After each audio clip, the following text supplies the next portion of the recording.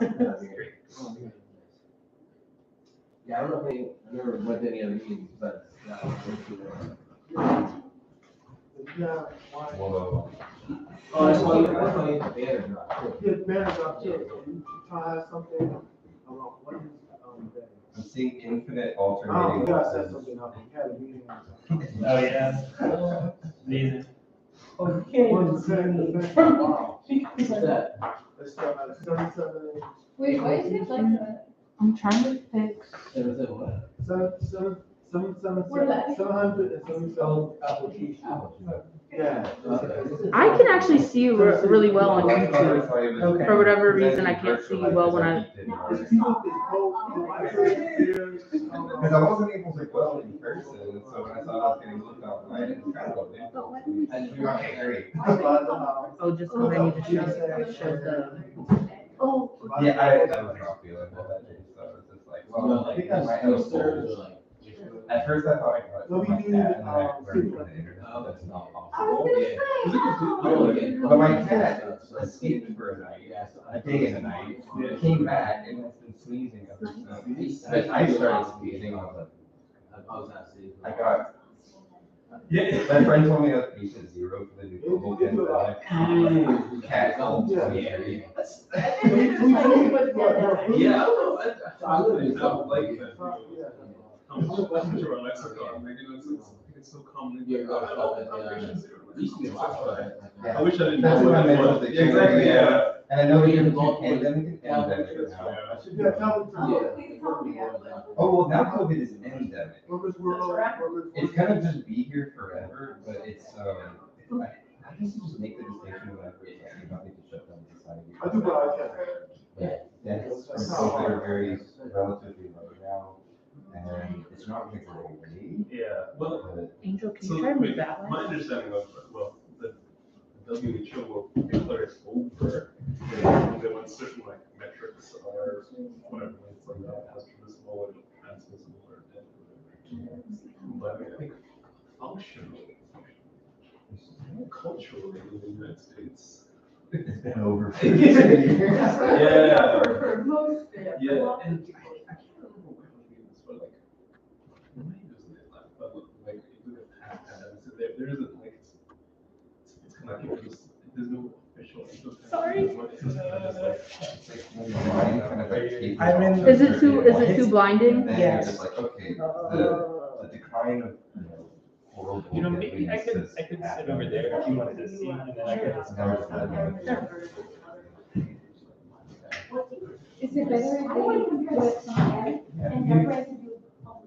Oh, you're done. Oh, you got it. That is better.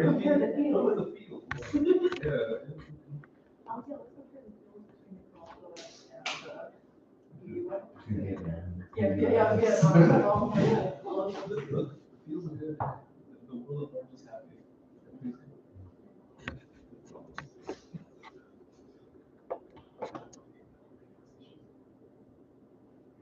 Can you see me now? I can see. I can see. I'm trying to get all of Carla too, because you just see half her face. Oh. Okay, that's better. Okay. Can I move this?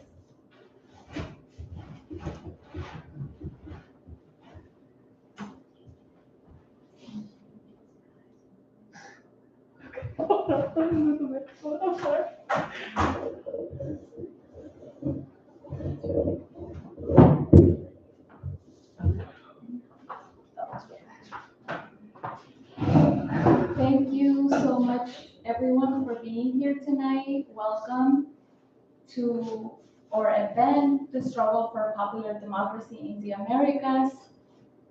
I'm Carla. I'm a volunteer with the Philadelphia Liberation Center, and I'm also an organizer with the Party for Socialism and Liberation. The PSL is a multinational working class revolutionary socialist party fighting against oppression and exploitation here in the United States at the heart of imperialism. And the Philly Liberation Center is a community hub here in the neighborhood of Kensington for popular education, socialist education struggle, and serving the people. Today, we will have 2 speakers, and we will hear from the struggle for popular democracy in Brazil and in Bolivia. First, we will have Angel speak. Angel is an educator, organizer, and a second-year Master of Divinity candidate at Princeton Theological Seminary. Her research interests lie at the intersection of popular education, social movements, and religious history. Thank you. Welcome, Angel.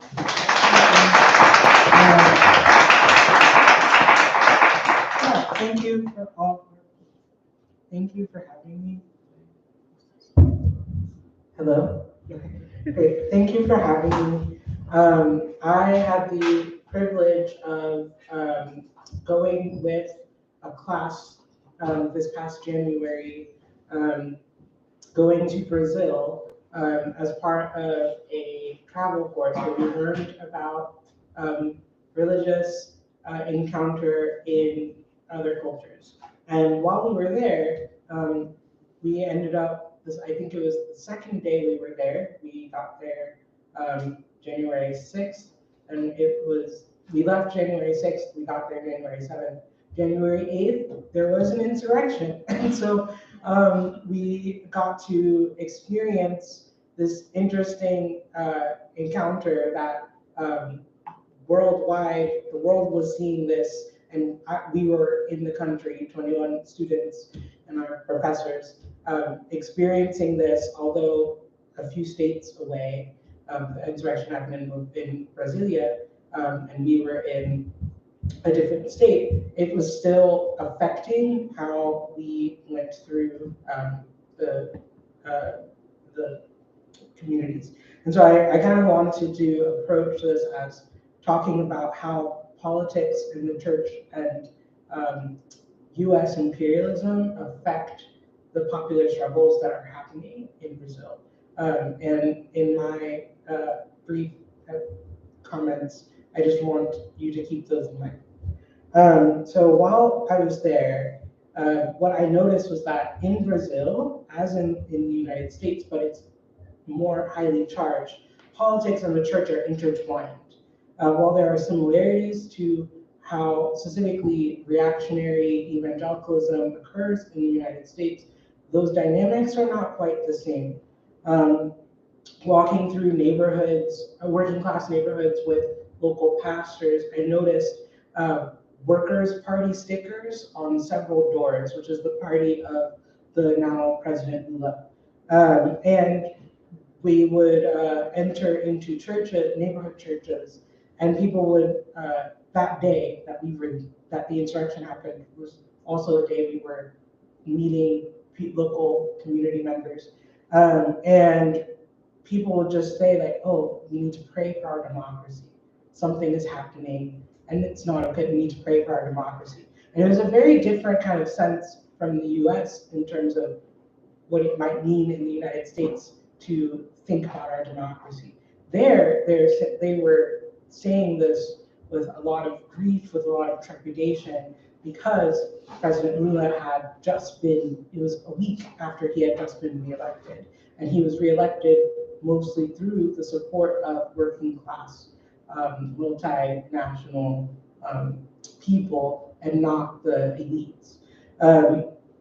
And while we were walking around, we noticed that in Brazil, the church there is explicitly political on both sides, both conservative and progressive, and on the progressive ends. And everyone seemed to see there was something at stake there.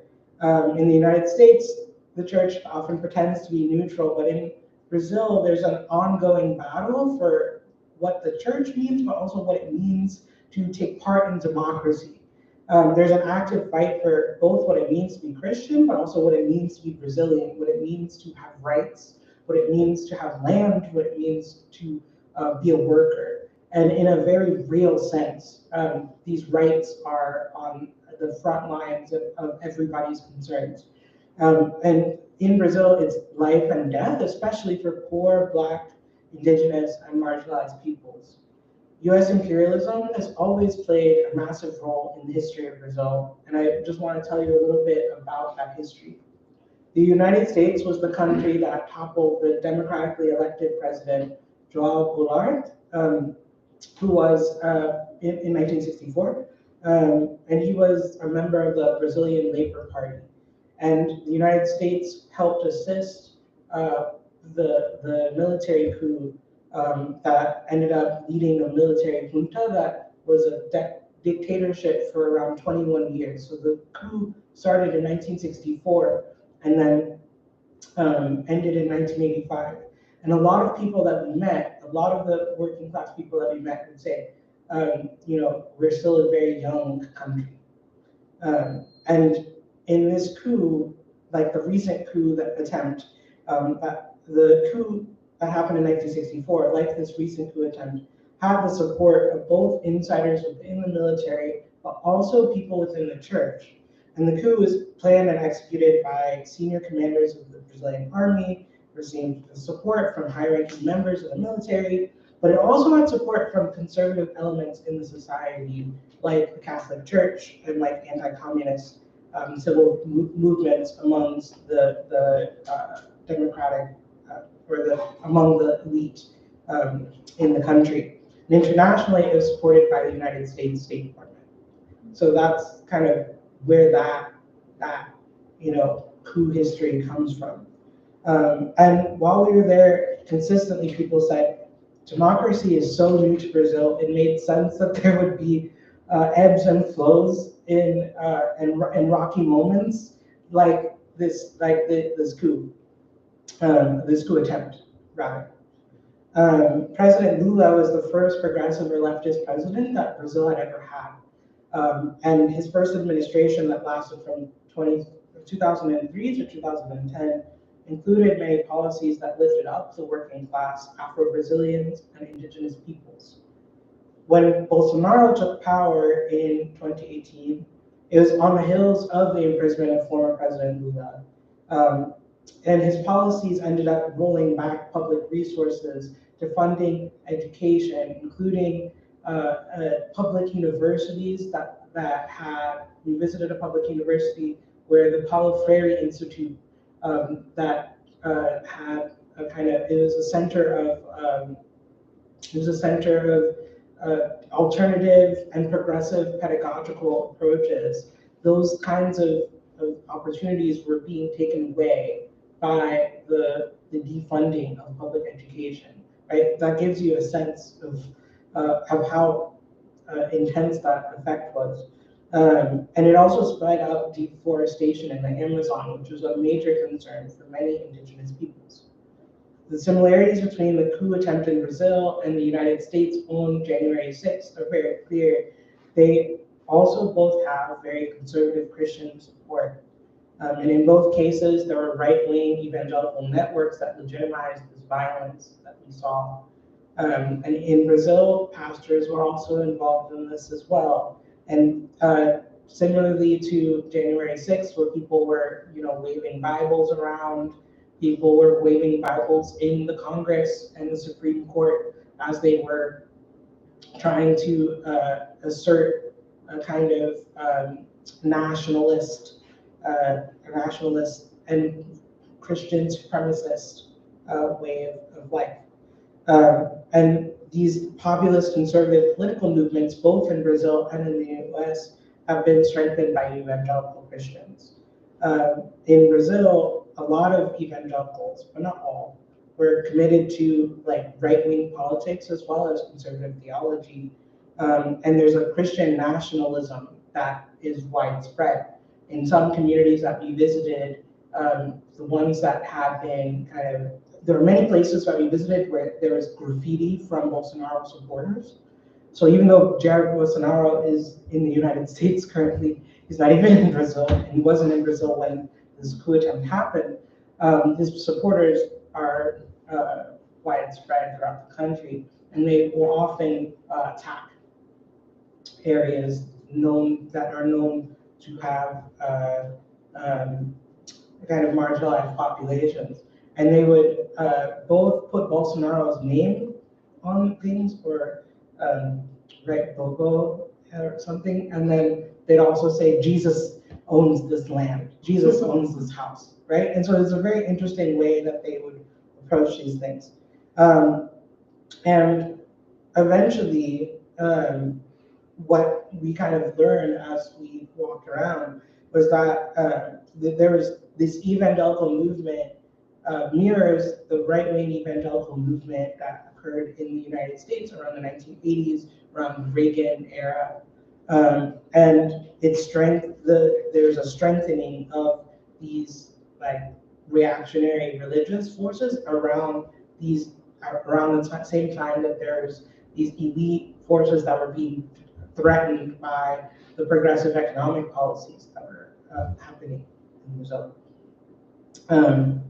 And this influence was very widespread, but I also want to share a little bit about how the counterculture was also very prevalent. Many of the leftist organizations, the day that the insurrection happened, we were visiting churches and we were seeing also people who were young people organizing already. A lot of these leftist organizations were across different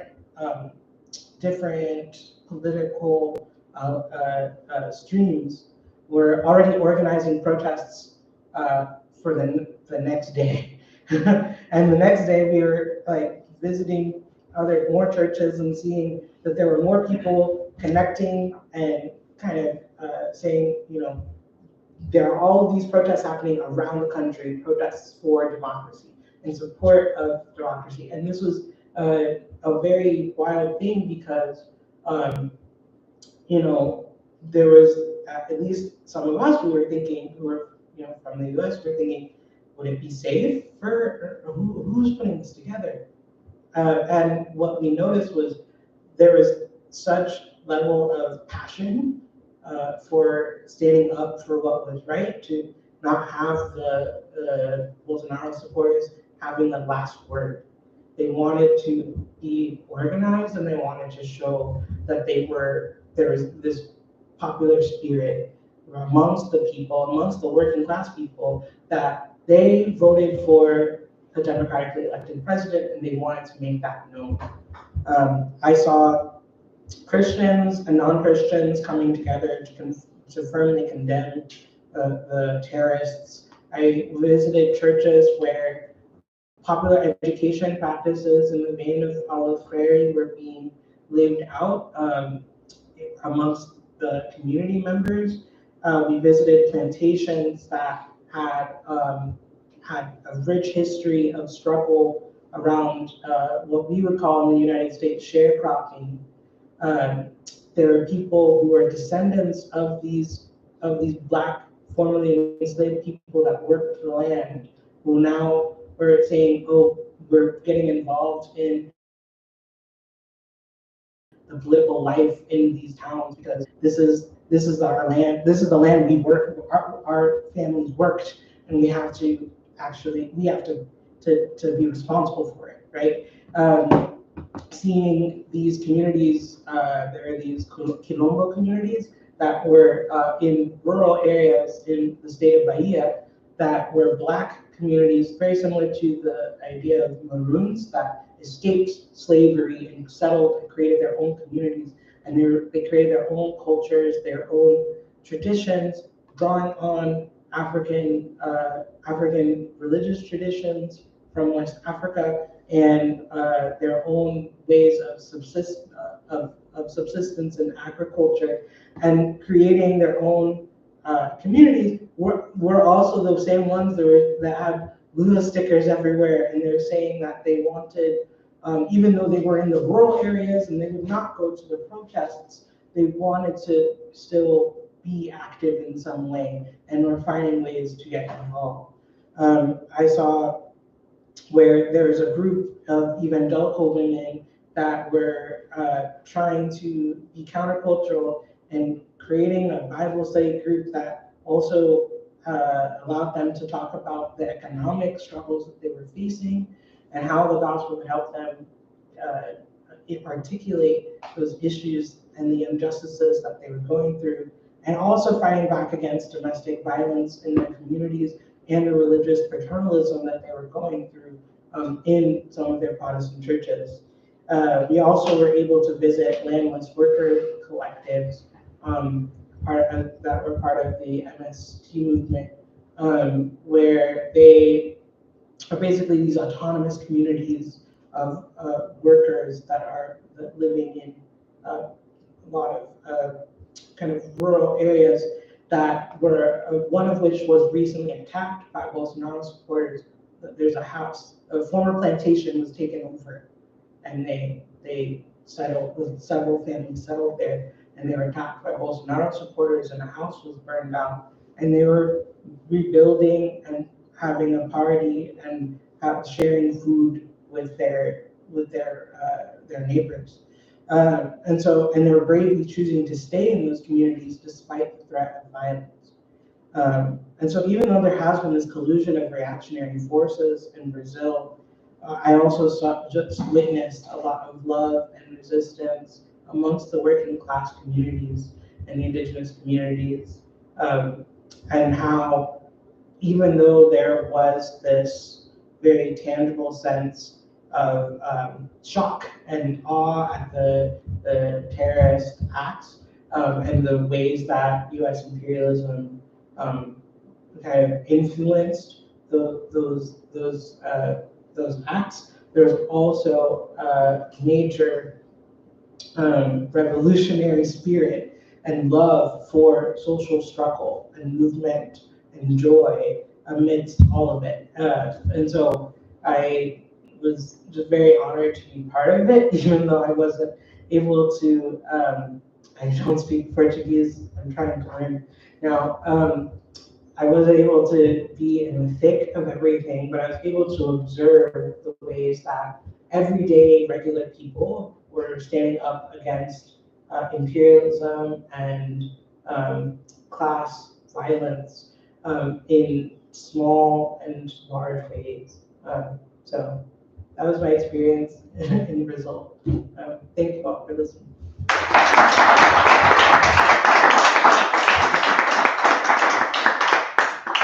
Thank you so much, Angel, for sharing your experience. Next, we're going to hear from Walter. He's a journalist and the editor of Liberation News. Welcome, Walter. He's going to be talking about the popular struggle for democracy in Bolivia.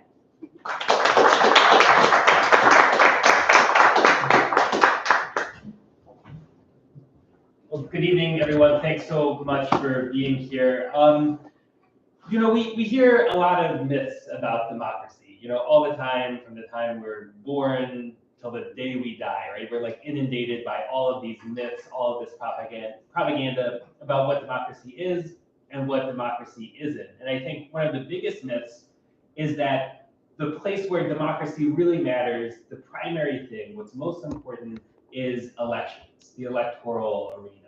And that everything else that happens in politics is secondary to that. Really what's important is the composition of Congress, which party controls which political office, and everything else is kind of derived from that. But what I think the experience of the struggle for popular democracy in Bolivia shows us is that the exact opposite is true. That in fact, elections can reflect, can express the different social struggles and broader tensions and conflicts going on in society, not the other way around. Really what's primary are the people's movements, the people's struggles. So, you know, we can start this story in 2005 when Evo Morales, the country's first socialist indigenous president, was elected. But I think really it makes sense to start in 2000. And that's when something called the Cochabamba water war broke out. Cochabamba is one of the biggest cities in Bolivia. And in the year 2000, the World Bank, which is always led by an American, that's the deal. The World Bank always has an American president, and the International Monetary Fund always has a European president. That's the deal that they made back in the 1940s. So in order to get money from the World Bank, Bolivia had to agree to privatize the water in the city of Cochabamba, to sell it to a private corporation, which massively raised rates, unsurprisingly. It's a profit-driven capitalist corporation. and it deeply threatened the farmers of the region to their access to water. So people fought back, people struggled, and it was a victorious struggle. After weeks of strikes, demonstrations, protests, sit-ins, the government was forced to cancel the privatization of the water. 6 people gave their lives in that struggle, but it was ultimately successful. So that was the water war.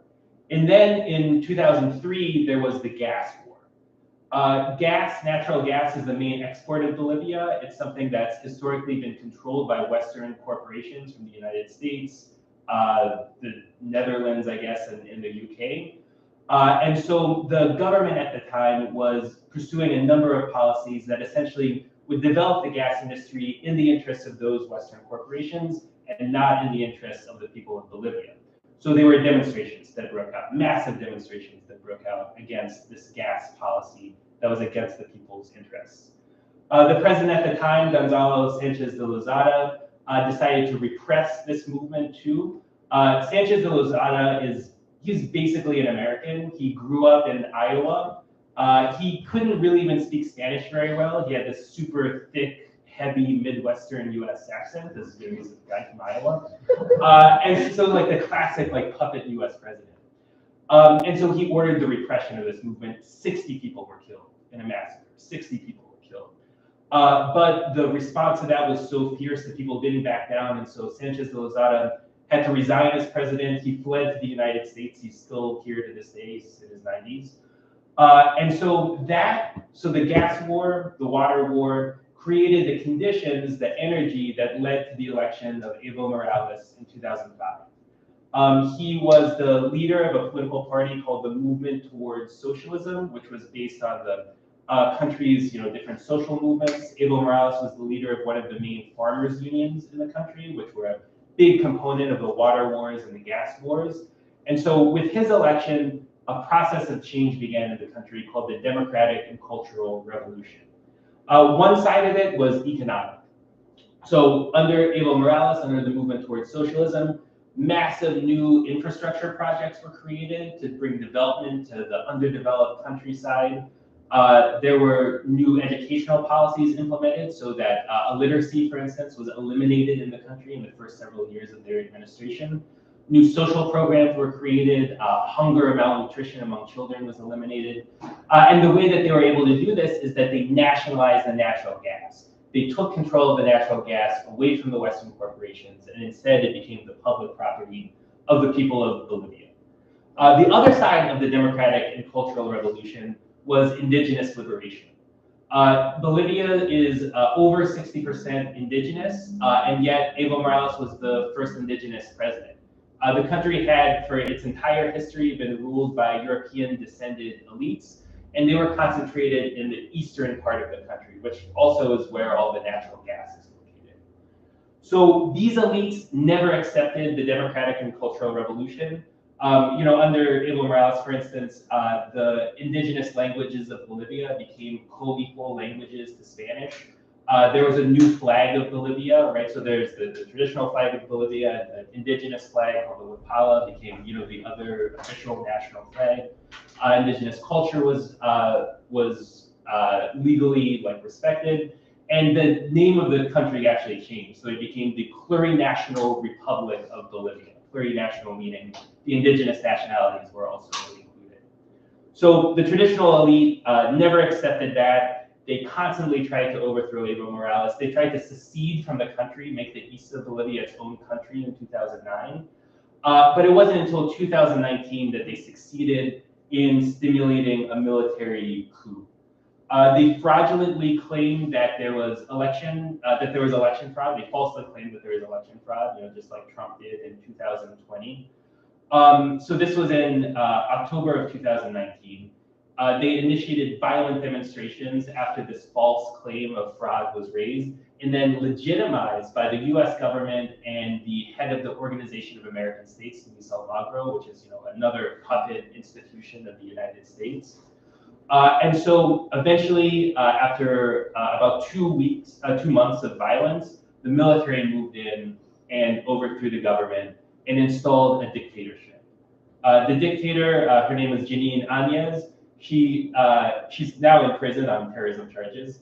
but she was an extreme right-wing religious fundamentalist. She viewed indigenous culture and religion as satanic, and so she came into office, began to do her best to undo the democratic and cultural revolution, and did so with horrible repression, massive violence. So there was, for instance, in these two towns, Sakaba and Sankata, in November 2019, there were massacres. Over 20 people were killed, gunned down by the army, and yet the people kept up their resistance for over a year. And this was also, COVID broke out during this period, a time of tremendous hardship for the people. They kept up their resistance, and in the election the next year, so they forced the dictatorship to hold new elections, and the movement towards socialism overwhelmingly won. They doubled the vote total of their closest right-wing opponents. So it was an absolute landslide. The people embraced the movement towards socialism and rejected the dictatorship. So this brings us pretty close to the present now, because once that second victory happened, Luis Arce is the name of the current president of Bolivia, an ally of Evo Morales. Those same elites who overthrew the government in the coup in 2019 went right back at it. There is a fascist militia in Bolivia called the Santa Cruz Youth Union. It's controlled by the governor of the province of Santa Cruz, which is sort of the most important part of eastern Bolivia, where the old elite is sort of headquartered.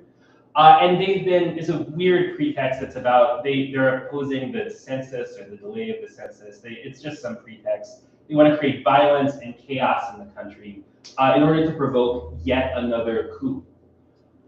So here we are, and I want to end by drawing out one political lesson that maybe we can talk about more in the discussion. Is it the case that any country that elects a people's government, a progressive government, are they just doomed to repeat this cycle, right? The people protest, they win an election, overthrown in a coup, they might win an election again, more violence. Is this just going to go on and on and on forever?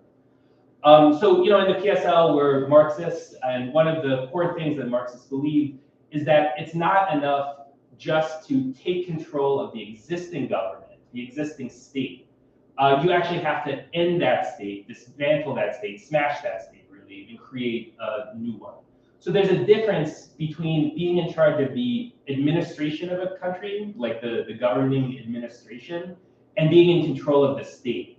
Meaning being in control of the military, most importantly in the case of Bolivia, also the police, the prisons, the bureaucracy that runs the government on a day-to-day basis. That all remains loyal to the old elite, even if you win an election. So winning elections can sometimes put the people in a better position to make that revolution, to end that old state. Bolivia is certainly an example of that as well. But the task remains the same in Bolivia and in every capitalist society, including this one here in the United States, that we need to establish the permanent dominance of poor and oppressed people over the government and the economy, the permanent dominance. In the Communist Manifesto, Karl Marx called that winning the battle of democracy. The people need to win the battle of democracy. That means forever confiscating all the wealth and all the power of the old elite and putting it to use for the benefit of the people instead. Thank you.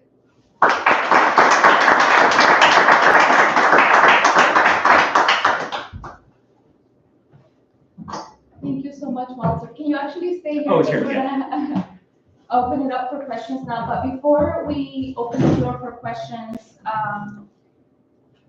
as an anti-imperialist socialist party, we need to be able to understand the role of US imperialism to provide analysis and also draw lessons from the resistance and the struggles in specifically Latin America, but all over the world, really. So I know both of you touched a little bit on this point, but can you speak a little bit more about what is the role of US imperialism in the rise of the extreme right in Latin America, and specifically the role of the military interventions and the trainings of the repressive forces of the state in Latin America?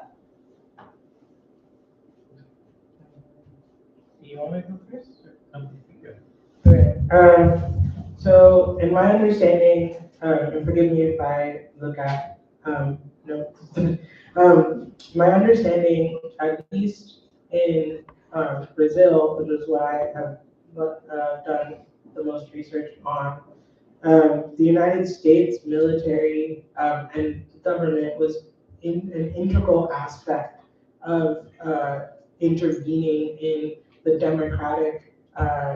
the democratically elected government in Brazil. And the reason why the United States was involved in that situation, because why would you would think, why would the United States be concerned with, a country that is in Latin America, has nothing to do with, United States policies. Their concern was that the people of Brazil would be won over to socialism. They thought that there would be this communist threat that would take over the country, and they would have to deal with a country that would align with the other socialist countries in the socialist bloc. And so they were really concerned about the way in which the people were able to, have rights and exist in a way that was contrary to the capitalist mindset of running government and communal life. And so the United States was able to support this military coup and regime on anti-communist reasoning. And that was enough to kind of, work alongside the elites in the country who are already concerned with their own status because of at that time, the democratic government's, push for trying to, or even just starting the conversations around nationalizing the resources, especially the resources in the Amazon. Brazil is one of the most resource-rich countries in the world, right? And so if you are able to control a country like that, you're able to have access to you have access to exploiting those resources. And the United States was very interested in exploiting those resources. And it's just it's very wild to me that the United States has, not only in Brazil, but all across the world, asserted its influence in democratically elected governments and concerns of the people, when in the United States, they don't even pay attention to the needs of its own people, right? And so it has been fascinating seeing how US imperialism is just so threatened with the idea, even just the idea, that a country could be independent and could, own its own resources and use them for the needs of their own people, right? That is enough to send in a coup, to send in economic support for said coup, to basically say everything is a go for imperial violence. And that also is an aspect to US imperialism that I don't think many people in the US think about, because it is a violent occurrence around the world. The US imperialism and the US military is present all over the world. We have the most military bases in the entire world of all of the countries. We have a presence that is not it can't be touched by other countries, right? And the way that it asserts its influence is fundamentally violent and does not care about the humanity or the agency and autonomy of countries that are trying to do better things for its people, right? So that's kind of my own understanding of how US imperialism has acted in Brazil in particular, within Latin America.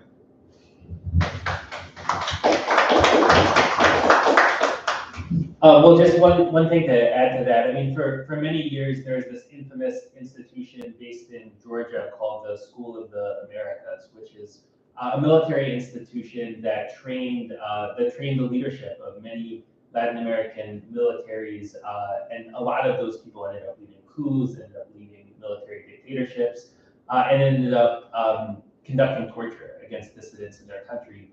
Those specific techniques they learned in the United States, in Georgia, at the School of the Americas.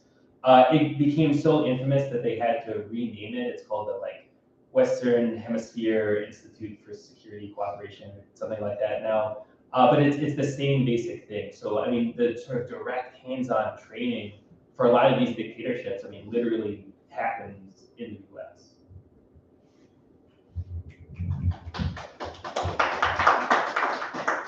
So the next question is going to be specifically about Peru, and I know we were going to have a third panelist tonight. Unfortunately, she had to cancel. But I know, Walter, you can speak a little bit about this.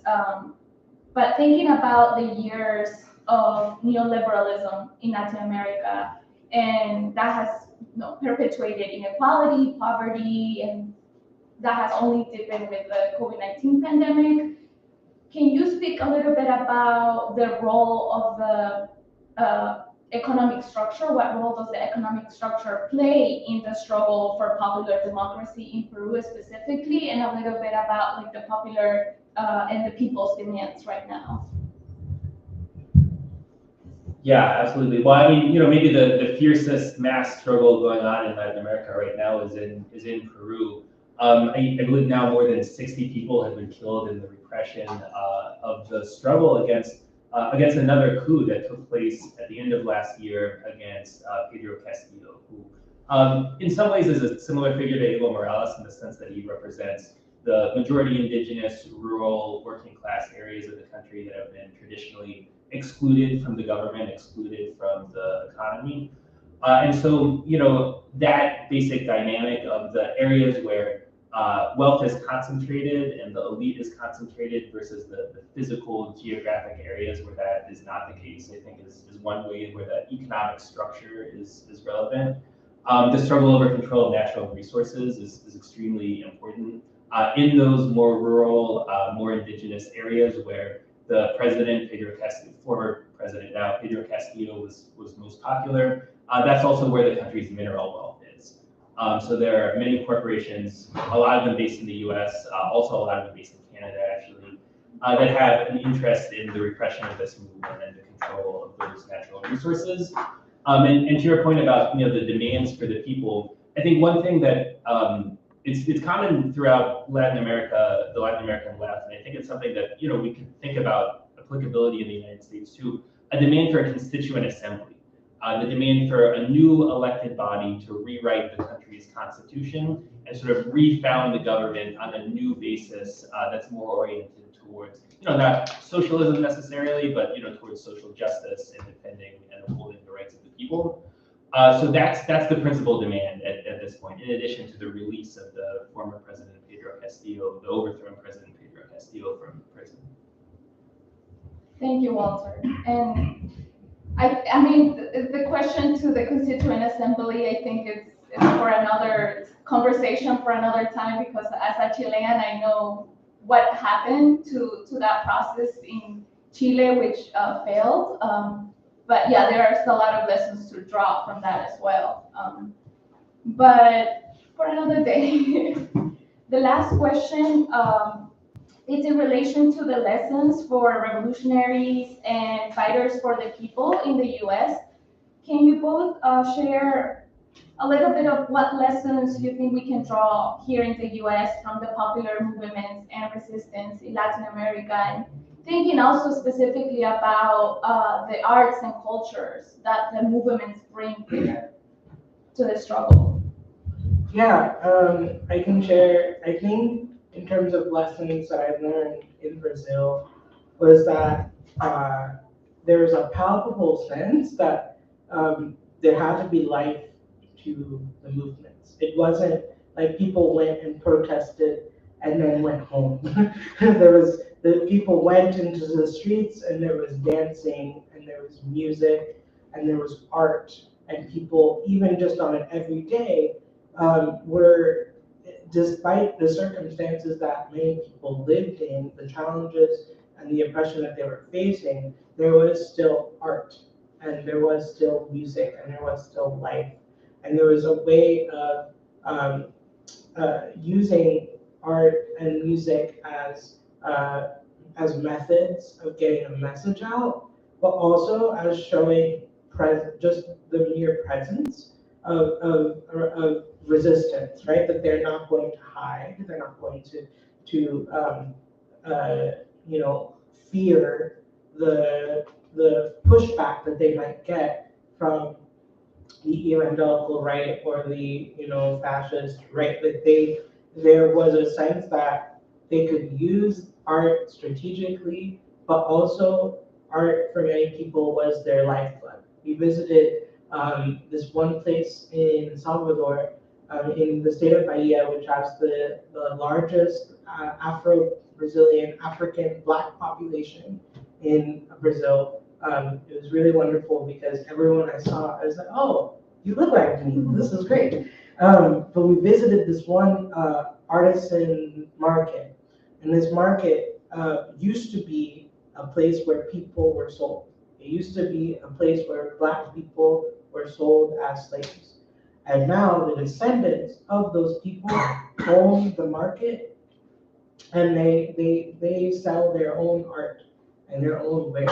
And I was able to meet some of the artisans, and they just were happy to share their art. And they were saying that just the fact that they can sell their art and live off of it and survive in this place that was used for such violence, right, and such oppression, that's enough. They don't have to do much else with their life, right?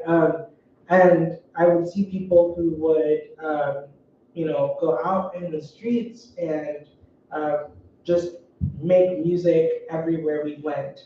And there was a sense that this was the kind of revolutionary spirit that had to be necessary. There is a spirit that had to be necessary to whatever the political or the social needs were. There was a sense that there had to be life there. And in particular, it had to be reflective of the Black and the indigenous communities that had life taken from them, right? It was like, in the wake of, because Brazil was one of the last countries to end slavery. They were one of the last countries to end the slave trade. They ended slavery in the 1880s. So there are people for whom, if you think about the U.S. and its own legacy of slavery, it's still very raw and very real. But in Brazil, it is also very raw and real in a way that it just can't be escaped. But then there's also the sense that, okay, just living and existing and pursuing justice looks like engaging in art, engaging in revolutionary work, because that is just something that was suppressed and denied for so long.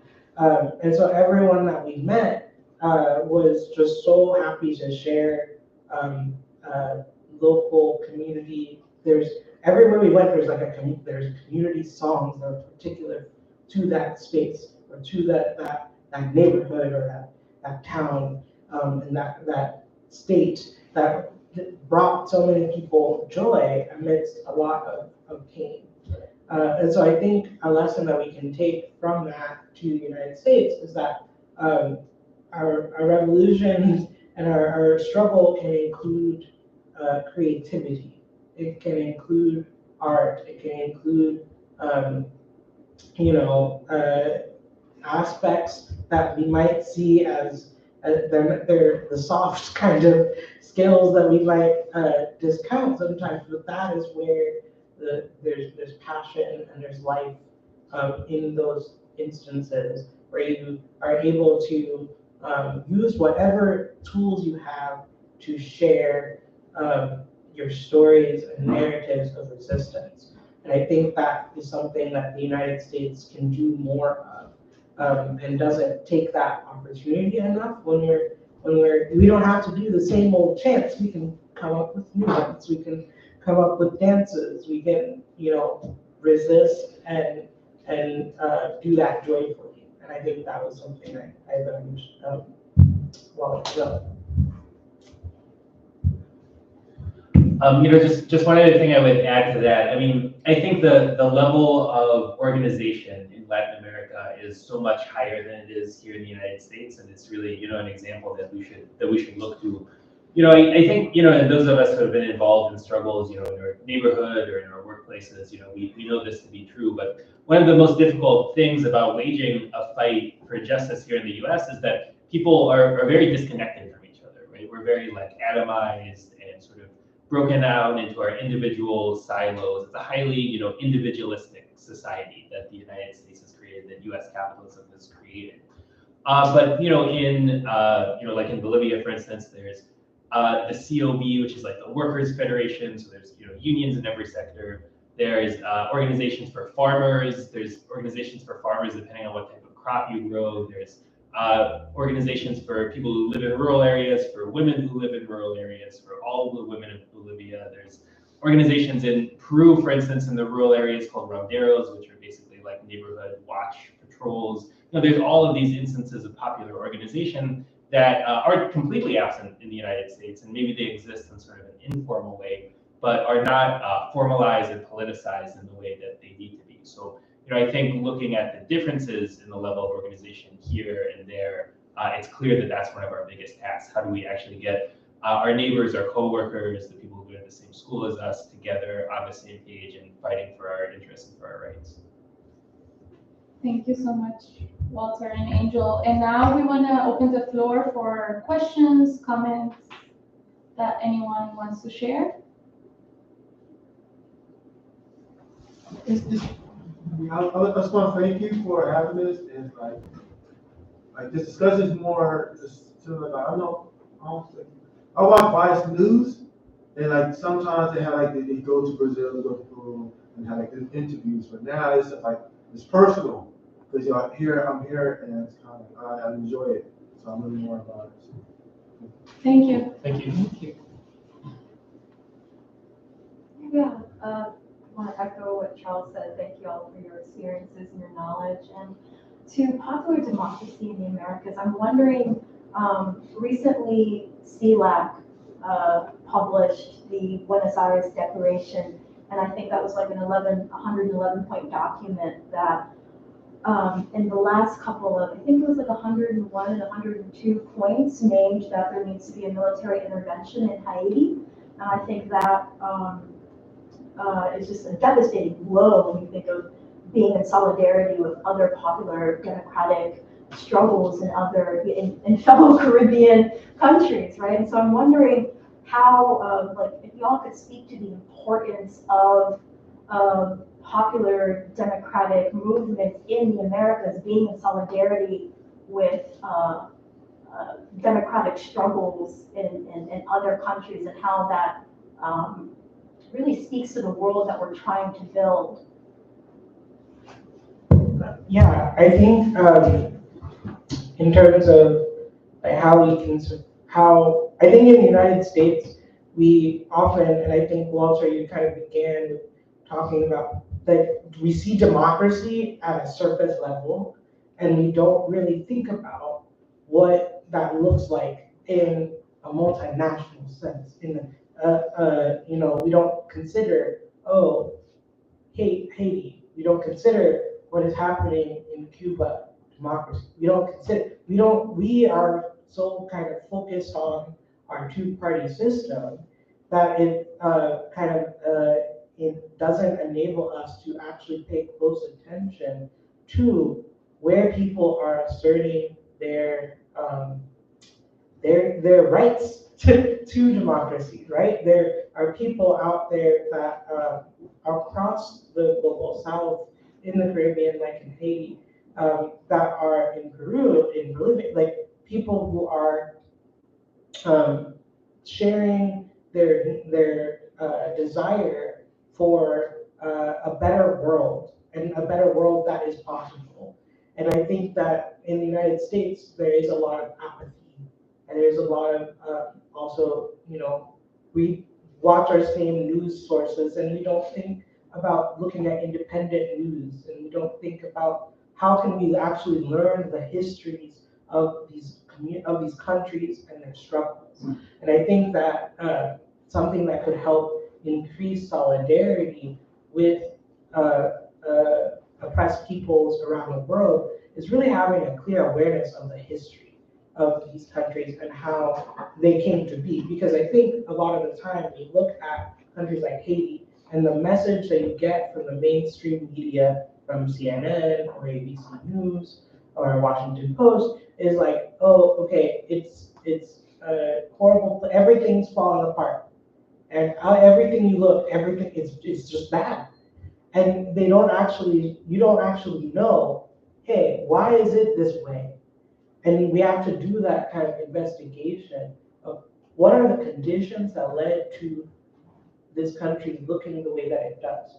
What is the history of the people's struggle, right? I used to teach social studies for elementary school, and I would teach about the Haitian Revolution, and I would meet students who had never heard of that, never heard of it, right? There are grown adults who did not know about it. There are ways in which we can equip ourselves with the knowledge of these people's movements and struggles that I think would help us not only have solidarity with these movements, but also have kind of compassionate understanding for, okay, what can we do to intervene in the ways that our media talks about these countries, and the ways that we promote ignorant and also, prevalent narratives that are wrong about these people's struggles. We can do something about it once we actually have that knowledge. And to the point about the CELAC resolution and intervention in Haiti, CELAC is like the international institution of all the countries in Latin America and the Caribbean. Yeah, I agree. I think it was really disappointing to see that point about intervention in Haiti in there. I think there's some parallels with Bolivia. Like, Haiti is a country that's seen that same cycle of coups, resistance, imperialist instigated coup resistance. Jean-Bertrand Aristide was the president of Haiti, who was elected in 1991, overthrowing a US-backed coup, and then elected again, the same person in 2004, and overthrown again in a US-backed coup. So, they've created this political chaos in the country over the course of many centuries, but especially the last several decades.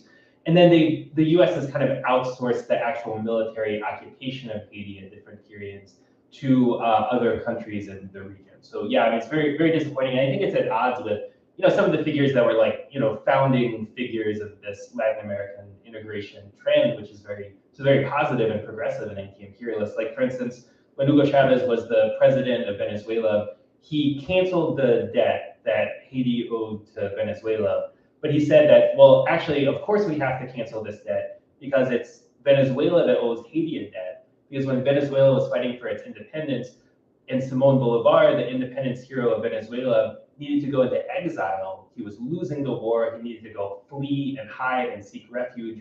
Only Haiti would give him refuge. And without that, Latin America could have remained a colony of Spain for decades and decades and decades. So he said, in fact, Venezuela owes Haiti a debt. So how could we possibly collect any monetary, penalties from them? So I think that's kind of the internationalist spirit, and yeah, it's bad when that's straight from. Thank you. Anybody else? Yeah. Yeah, I'm an Angel, since I know that you have a lot of experience on the theological side of things. I wonder if you could speak about, and I apologize if I missed this, I came in late. If you could speak about the role that religion plays in a revolutionary manner in Brazil compared to how we often see it used in a reactionary way in the States here? Yeah, so it was very fascinating while I was there because when you go to Brazil, what evangelical means in Brazil and it means here are a little different. If you're in Brazil, evangelical just means Protestant. Anything that's Protestant is evangelical. Anything not, that's Catholic. And so it was interesting being in a lot of the churches that we visited were churches that are at the margins of society, and that's where all the poor people are. That's where all the people's movement, any kind of revolutionary energy, but also just like, everyday compassion. That's where all the people are. That is not the reality of most of the churches in Brazil are in they are kind of alongside very commitments of conservative theology and right-wing politics. And so the reality there is that much like in the US, a lot of the evangelicals in Brazil were influenced by US evangelicals. And the way in which the United States evangelicals assert their power in US politics by kind of posing reactionary ideas like, being anti-women's rights, being anti-LGBT, a lot of the kind of white Christian nationalist character that is anti-Black and anti-Indigenous, right? Bolsonaro as a president he was very similar to President Trump, but not the same. And Bolsonaro had kind of this very interesting way where he would kind of pander to this kind of evangelical mindset and be very anti-indigenous and anti-African religion. That was also something that came up a lot. We got to visit, we got to learn about this African religion called Candomblé, where it kind of merges together, it came out of slavery, where they took traditional West African religious practices and Catholicism and kind of made their own mixture of the two, but it is its own distinct thing. We got to visit a torero or kind of temple that they have. And many of them throughout the whole country, especially in Rio de Janeiro, but also in other cities, have been attacked by right-wing evangelicals. Sometimes they are white and sometimes they are Black, right? So there's an inter-community kind of violence that is enabled by this, what they call neo-Pentecostalism. It looks very similar to, Christians in the United States, but it has the same kind of reactionary politics.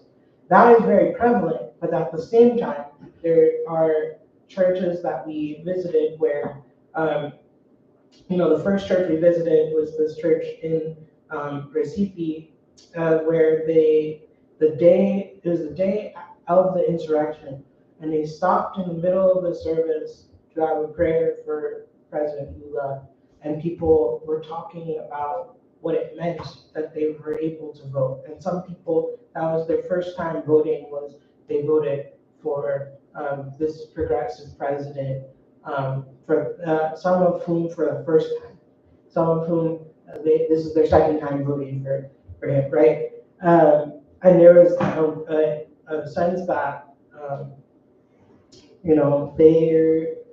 the politics and religion were intertwined in a very close way. And liberation theology as a field had some of its origins within Brazil in the 1960s after the Second Vatican Council. And there were churches that really saw that you could not really preach the gospel unless you were preaching about the conditions in which people lived their everyday lives. And the conditions with which people lived their everyday lives was within poverty, right? And so the way that many churches, Catholic and Protestant, kind of understood themselves in the 60s, but then also now. There are some churches that, in many ways, that is really the only place for poor people to go to actually get the platform that they need to express the struggles they're going through, the struggles around not having enough to eat, the struggles around not having adequate housing, adequate access to water. You can't drink the tap water there. You can't, like just all of those things. And the church kind of is a central place for that to happen. There's also a place where you could meet people who were elders in the community that had been doing work a long time. And you could also meet young people that were, like everybody's in a union over there. And it was just really interesting. Like we go to church and then we're, drink coffee afterwards, and then people are talking about the union meeting they have to go to. And I was like, people don't talk about that in my church. And people don't talk about the oh yeah, we have this like collective meeting that we're talking about like the increasing access to contraceptive, products. I'm like, what? You were just in church. It's like it's a different kind of dynamic than in the United States, and it was just really beautiful to see the ways that people came alive while they were putting words to the depression that they were experiencing, but also the hope that they had in a communal sense of struggle, and a communal sense of the gospel. That was that they would not always be that. They would not always be in that place of pain and oppression and poverty. There's a powerful sense that this is not the reality that we will always live. And we have to keep working and striving for that within community. And the work of Paulo Freire and liberation theologians is very, very alive in the margins of the church. And that's where the working class is, at the margins of the society. And that was how I understood that experience.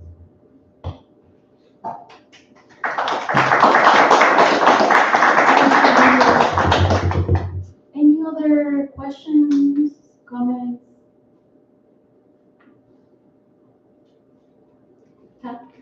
So for those of you who might not have seen, Walter actually called out Luis Almagro, and you can watch it on YouTube somewhere. But the reason why I bring that up is because I think that's like a great example of how you can essentially like call out dictators. You can call out anyone who's in opposition to the people's or popular democracy. And so I'm wondering if our panelists could answer the question of how do you think that people here can resist and call out imperialism, call out dictatorships, anything that's against the popular democracy that we see in the Americas or even here in the United States? Well, I mean, there's a lot of different directions. I mean, there's sort of like, immediately what we can do to build, I think popular consciousness around what's going on in Latin America, why it's relevant to working people in the U.S., like educational activities, like what we're doing tonight, I think is really important to combat this idea that there's this like wall between what goes on here in the U.S. and what goes on everywhere else in the rest of the world. That's totally false, right? It's a myth, another one of those myths that's just like drilled into people's heads. So the struggle against the big Wall Street corporations, the big banks in the United States. I mean, these are literally the same entities that are controlling the economies of countries in Latin America and other regions of the world too, exploiting and oppressing people, installing and supporting repressive, dictatorial right-wing regimes. So I think communicating that to people is really important. And for the same reason, I mean, the most important thing we can do is end capitalism in the United States, is to have a socialist revolution here. Because as long as the society is here is dominated by those same big corporations and Wall Street banks, the US government is going to act in their interests. As long as they exist, as long as they're the private property of capitalists, those capitalists will try to exploit people, not just here, but in every other country in the world too. So we have a special responsibility and a special opportunity too, as people living, in their home base, to build that movement and to strike a blow that would be of huge strategic significance, obviously here, but for every other oppressed working class around the world. Yeah, I think education is the first thing that I think is very necessary, because we have a lot of propaganda that we have internalized. And even as I not just when I went to Brazil, but just in every time, just everyday moments, I encounter that there are things that I have believed about countries, about people, about what is realistic and what's not realistic in terms of struggles that was like enabled by capitalist and media and propaganda. And so I think something like it is very important that we try to educate ourselves about what the actual history is, and finding alternative sources. A website a news source that is really helpful that I really enjoy is People's Dispatch, on-site breakthrough news. I think a lot of people, especially now that we're in an age of social media and like everybody's using YouTube, like finding ways to learn and also be compassionate with others. There's a lot of kind of reactionary energy that I think a lot of young people have at the moment, and I used to be like this too. So it's like I call out to myself of like just telling people to Google things instead of actually, spending the time like to actually have really in-depth conversations. Like, what would it be like for us to have in-depth conversations with our neighbors, with our coworkers about this stuff, and not just shying away and saying, "Oh, we can't talk about politics, we can't talk about religion, we can't talk about people's ideas are messed up, and people, we're all kind of wrapped in these systems, right? And it's not about like having the purity of the politics, but it's about how do we have a conversation about what we know, what we have learned, and what we need to learn, and having the humility to know that difference and the ability to engage in those conversations. So I encourage all of you to look at education, look at outside sources for education and reading, learning the theory, and finding avenues for that are accessible to you, and also having just actual conversations, not online, just actual face-to-face conversations with people, even if it scares you, because that will actually be where change happens, revolution happens. It happens in community, not alone, right? And so I would encourage all of you to really take that into consideration and how you, whatever you've learned here, to just think about how do you have a conversation with somebody tomorrow about this? Like, how do you bring up, what's happening in the world around us, in your everyday lives? Because it doesn't have to just be relegated to this is a forum or a movie night or whatever, but making it normal and part of the culture to have these in-depth conversations about democracy, about capitalism, about imperialism. These should be everyday dinner conversations, because it is everyday dinner conversations for people that are not in this country, right? So how do we do that? Go ahead.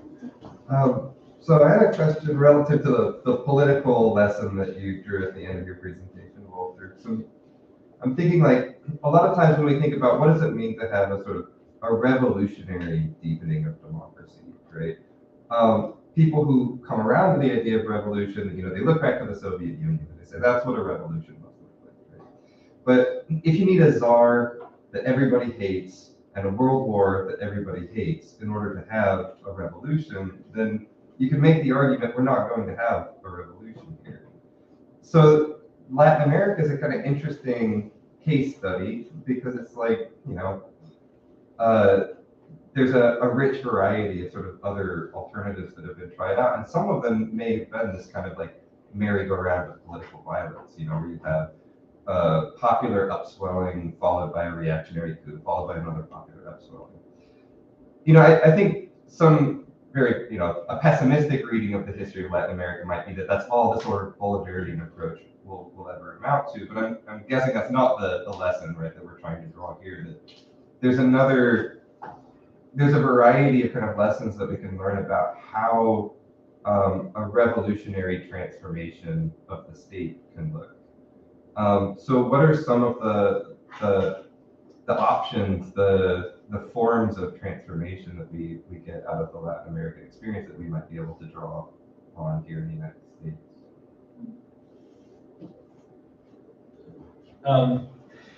Yeah, well, I mean, I'll give one example. So Venezuela is one country that we actually didn't talk very much about tonight, but is like, this like North Star for so many left-wing socialist movements in Latin America. And one thing that they're building there are these new institutions called communal councils and communes. So these are sort of like grassroots assemblies, I guess we could think of it. Yeah, like grassroots assemblies of neighbors. We're talking, like a couple hundred people who live in a specific area, and they constitute a communal council. And then the communal councils are grouped together into these larger entities called communes. And these are basically supposed to be the seeds of a new socialist state, a type of society where it's not just the government that's controlled by the people, but it's all of the institutions of society. The economy, the bureaucracy, the military, the police, the prisons, everything, right? So that's that type of socialism. So they're institutions where people can exercise direct democracy, where people do elect their own representatives, but those representatives are subject to be recalled at any time. And these communes are also responsible, in addition to political activities, for economic activities. They run cooperative enterprises that work together with the government to produce the things that people need, which people are being deprived of because Venezuela is blockaded by the United States. They won't allow Venezuela to trade with essentially any other country in the world. So yeah, I mean, I think that's one like really inspiring example. But every people's movement, every struggle, every revolutionary process always innovates, new institutions, new forms of struggle. If there are no more questions, I want to thank the panelists for sharing all your knowledge with us tonight. And before we close off, I also want to encourage everyone to consider making a donation or the work that we do here at the Philadelphia Liberation Center, such as this event, could not be possible without community support and our fundraising efforts, because we're a self-funded organization. We're self-sustained. We never ask for grant money. So I want to encourage, if you can, contribute to sustain our work. We have Cash App, we have Venmo, we have PayPal, we accept cash, credit cards, debit cards, everything. And we also have literature downstairs and merchandise. We actually recently put out a book called Socialist Reconstruction, and it's an invitation to envision what the first years of socialism in the US would look like. We also have a pamphlet that talks about the current attacks on democratic rights in the US. Yeah, feel free to also visit our space that we have here. And yeah, with that, I want to close. Yeah. Can I make an announcement real quick? Oh, sure. Yeah. Thank you. So to the person who couldn't make it to speak to Peru's the violence that's going on in Peru right now, I know a Black Alliance for Peace member is currently in Peru, and she would want me to flip the work that she's doing right there, because I know that they're fundraising for safety equipment. And so if folks have the capacity to follow PIOLIN capital S Ghost on Twitter. Their name is Clow. They're currently raising funds for the people's movement in Peru right now as they're battling with the police. Thank you so much for sharing that.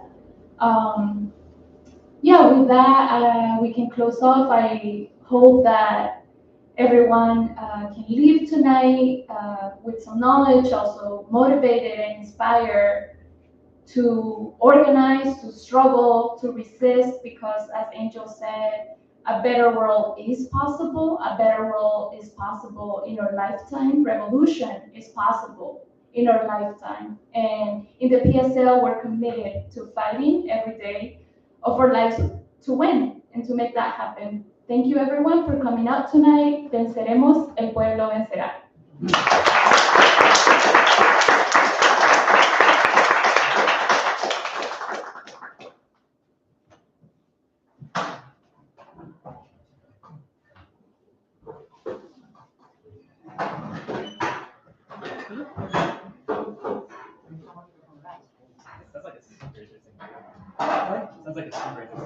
It was amazing. We were literally like